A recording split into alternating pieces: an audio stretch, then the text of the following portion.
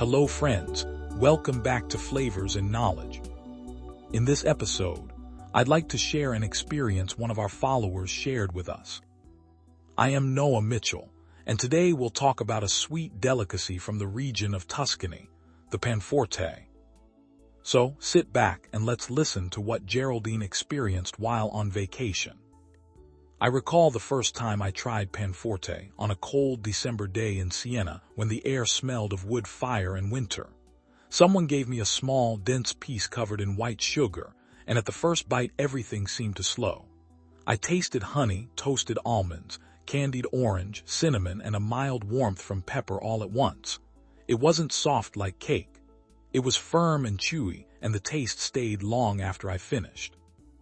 Later, I learned that this sweet was created in these same streets over 800 years ago. In 1205, the nuns at the Abbey of Montecelso received gifts of pains melati et pepati, honeyed and peppered breads from local farmers. Over time, the recipe grew richer, with nuts, candied citron, orange peel, cloves, nutmeg, and coriander added to the honey and flour. What started as a way to preserve fruit and celebrate abundance became Siena's signature treat. Today, Panforte remains central to Siena's traditions. Every December, the city comes alive with markets where residents and tourists buy rounds of Panforte to share at festive tables. Sienese families often serve it at the end of Christmas dinner, paired with sweet wine, and some enjoy a slice with morning coffee during the winter months. Bakeries compete to make the best version, each guarding its spice blend. Panforte has become not merely a symbol of the holiday season, but a consoling link to the city's past, celebrated in homes and shops year after year. People say the name Panforte, which means strong bread, comes from its pronounced, almost medicinal flavor. In the 19th century, the poet Ugo Foscolo wrote about receiving Panforte as gifts. Later, when Queen Margherita visited Siena for the Palio, bakers made a milder version covered in powdered sugar and named it after her. That is the Panforte most of us know today, still packed with almonds and candied fruit, still full of spice, but softer than the old pan pepato. I have seen how Panforte is made. Almonds are toasted until their skins blister. Candied orange and citron are chopped into shiny pieces. Honey and sugar are melted together to make a dark, fragrant syrup.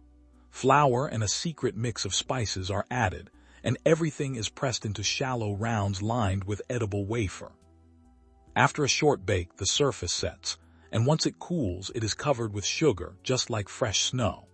If you want to try making Panforte at home, start with good quality nuts, dried or candied fruit, and your favorite combination of warming spices like cinnamon, nutmeg, and a little black pepper. If you can't find edible wafers, you can use parchment paper instead. Many Italian grocery stores sell most of the authentic ingredients, or you can order them online. The process takes some patience, but the result is a taste of Siena in your own kitchen. Every Christmas in Siena, shops are filled with round boxes decorated with medieval scenes.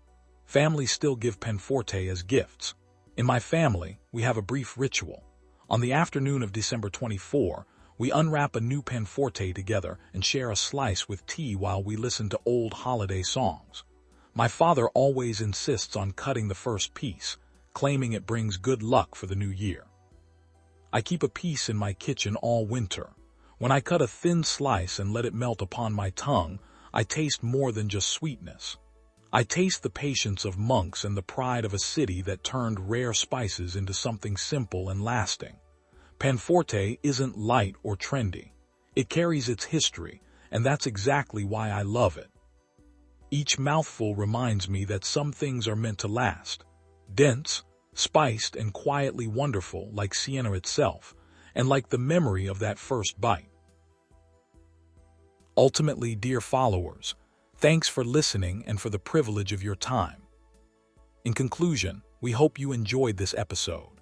Thank you for joining us on today's journey through flavor and discovery. You'll find all the relevant links in the show notes, including details on our cooking classes, the full notes and recipes from this episode, and our calendar for culinary tourism tour. Be sure to subscribe to our free newsletter to stay connected and informed. Remember to taste thoughtfully, cook with passion, and continue exploring the boundless world of food.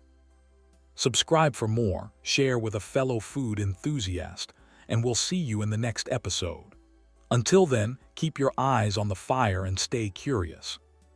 The content for this episode is written by Chef Walter and produced by Simval Media, USA.